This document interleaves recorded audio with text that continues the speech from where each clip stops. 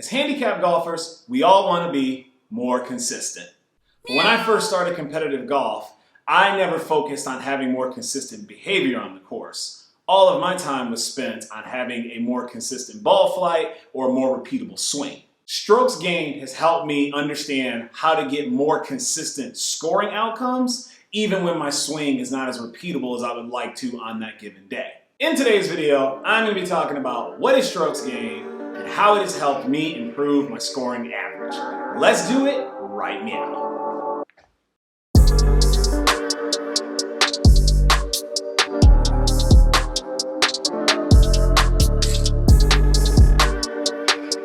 Thank you very much for tuning in to my YouTube channel. My name is Kenny. You may know me as Kennie Kat. I am a competitive golfer, and my goal is to help you improve your golf faster by learning from some of my mistakes and also some of my failures. If you want to know what training aids, what new practice guides, and what things that I'm working on that might be able to help you improve your golf scores faster, hit that subscribe button below. I release free content every single week. So, what is strokes gained? I don't understand what either of those words mean. So I want you to think of strokes gained in the sense of average strokes to hole out.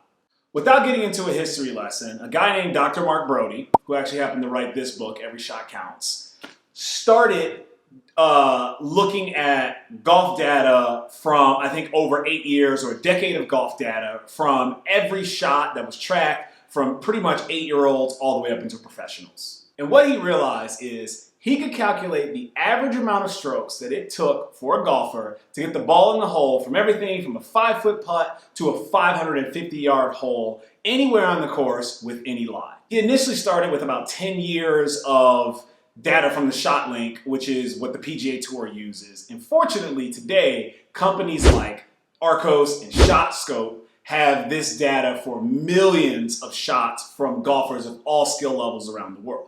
Let's look at an example of a 5-foot putt from an amateur golfer like myself. So most of you down that lens have already seen my video where I do my putting statistics, and if you haven't, I'll throw a link to it in the description up above, where basically I try to make 10 putts from 5 feet in a circle. This is a drill you've seen many times before. And I was able to make 50% of those putts. And that's an easy concept to grasp. If you were playing me in a skins game and I had a 5-foot putt to win the match and you could raise the ante, if you were a thrill-seeking individual and love gambling, you might take those odds because there's a 50-50 chance that I could miss and or make that putt. And that same 50% chance can be expressed in average strokes to hole out. In my test, I had 10 attempts to make a putt from 5 feet. I made 5 putts, which would equal 5 strokes. I missed 5 putts, which would also equal another 5 strokes. But in the game of golf, you have to put the ball in the hole, so there are still 5 balls that haven't been holed in that test. Assuming that I tapped in those 5 missed putts, it would have taken me a total of 15 strokes to complete those 10 attempts. 15 strokes divided by 10 attempts equals 1.5 strokes on average to hole out from 5 feet. The 0.5 of the 1.5 can easily be expressed as 50% of the time, I'm going to need the same amount of strokes as you see in the first digit to hole out. If you look at my 3-foot test, I made 9 out of 10 putts, or 90%. So that's 9 strokes for the 9 putts that is made. That's 1 stroke for the putt that was missed, and then 1 more stroke to tap it in, assuming that I was able to tap it in and I didn't miss that putt. 3 putting from 3 feet would be terrible.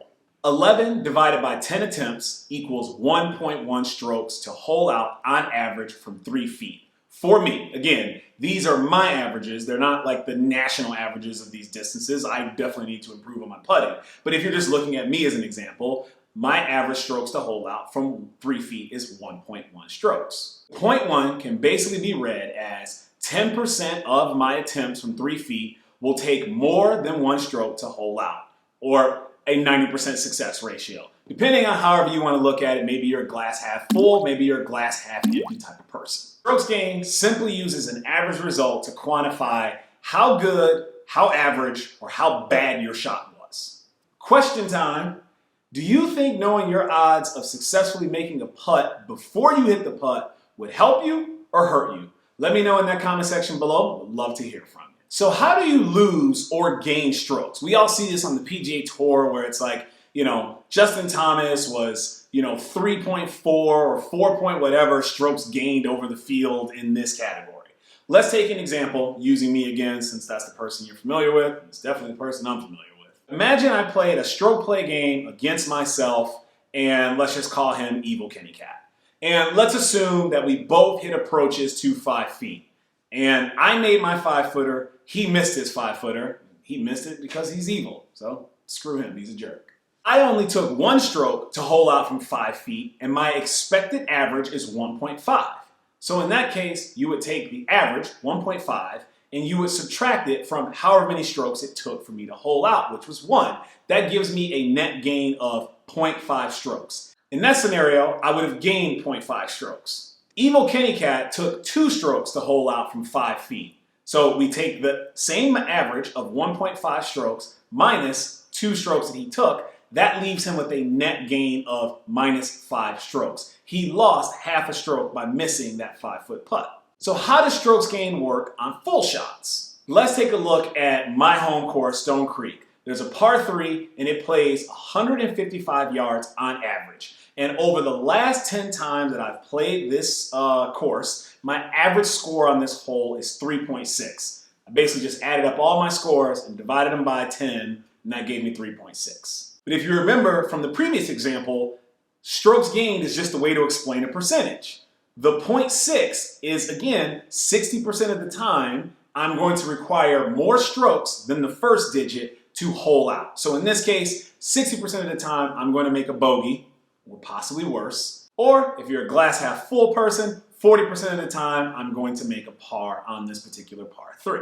Using the same exact example from before, if I were playing Evil Kennie Kat in a stroke play event at my home tournament course, and I made a par on this hole and he made a bogey, I would gain 0.4 strokes. You take the 3.6 strokes on average that I'm expected to complete this hole, you subtract that from the 3 strokes of making my par, and the net gain is 0.6 strokes that I've gained over Evil Kennie Kat. Because Evil Kennie Kat made a bogey, he loses 0.4 strokes. You take the 3.6 average and you subtract it from the 4 strokes he made. That has a net gain of -4, or he loses 0.4 strokes. All strokes gained does is quantify how good or how bad an individual outcome or any series of outcomes is relative to whatever benchmark you want it to be. If I were to play this tomorrow and I were to make a bogey, I shouldn't be that upset at myself, because 60% of the time I'm making a bogey on this hole. It's more likely that I'm going to make a bogey on this hole than I am going to make a par. In fact, playing this hole, I should be excited if I make a par, and that's just one of the many ways that knowing your averages can really help you score better, because you don't beat yourself up expecting a greater than likely outcome. It's the same thing as playing the lotto. It's like, if you don't win, you don't like go jump off of a bridge. Like, your chances of winning the lottery are very slim. Jump off a bridge for not winning the lottery. That would be an extreme response to not winning the lottery. But the point stands. You know your odds of winning the lottery are extremely low. So when you don't win, you just go play again. Same thing with golf. I know my odds of making a bogey on this hole are pretty high. So when I make a bogey, I just move on and go on to the next hole. It's like we live to fight another day. It's not that bad of an example. But when I make a par, that's something to be super excited about, because on average, I'm expected to make a bogey on that hole. And that's the beauty of strokes gained. We can benchmark every single shot on the golf course against any skill level that we have data for, whether it be a PGA Tour player, a scratch handicap, or even now if you've got Arcos, you can benchmark yourself against other people that are the same handicap as you, or a handicap that you want to aspire to play to. So if I was playing in another tournament against other, 8 and 9 handicap golfers, and I missed a 5-footer, I shouldn't beat myself up that much. Yeah, I really do want to make more 5-footers, but in the grand scheme of that tournament, there's going to be other 8 and 9 handicap golfers that are also going to miss 5-foot putts. What I should be doing is understanding that it's okay, that's to be expected for someone of my skill level, and as I continue to work to improve, the best thing I can do is keep my head down, stay focused, and move on to the next hole without carrying all that baggage with me.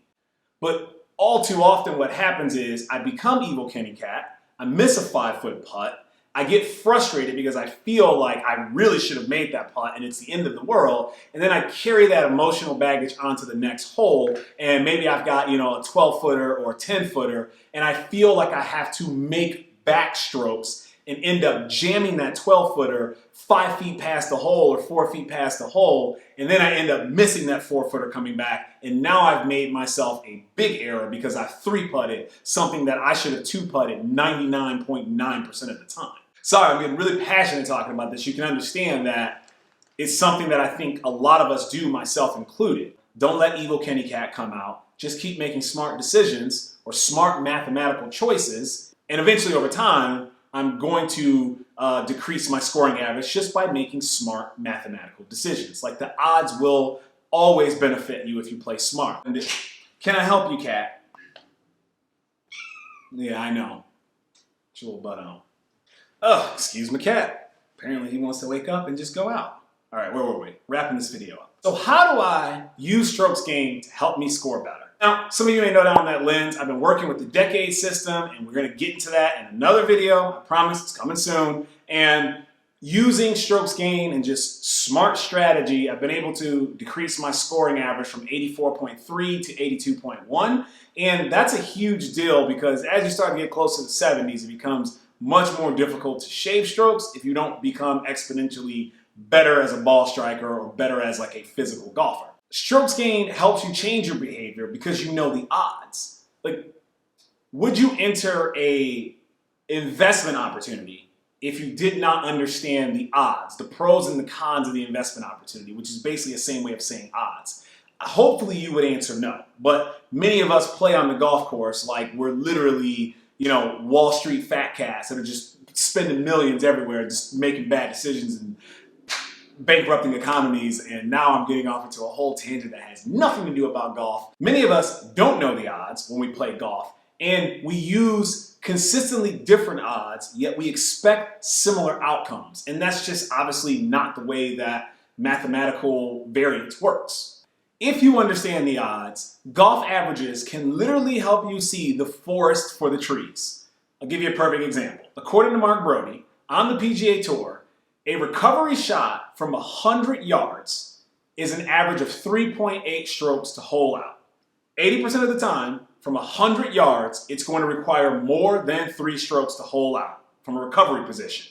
And that's not including the stroke that got you into that position. So what that is essentially saying is the best players on the planet, on average, when they have to make a recovery from 100 yards, from trees, or whatever the case may be, they're making bogey almost 80% of the time on average. You would think you're a punch shot away from the green. You should probably, on average on the tour, be able to at least scramble a par. But that isn't the case. But as average golfers that watch the highlight reels, we don't think that because all we see is golf shots that look like this. But the reality is most of those shots probably look something like this. 5 yards. Oh, and I was just going to say,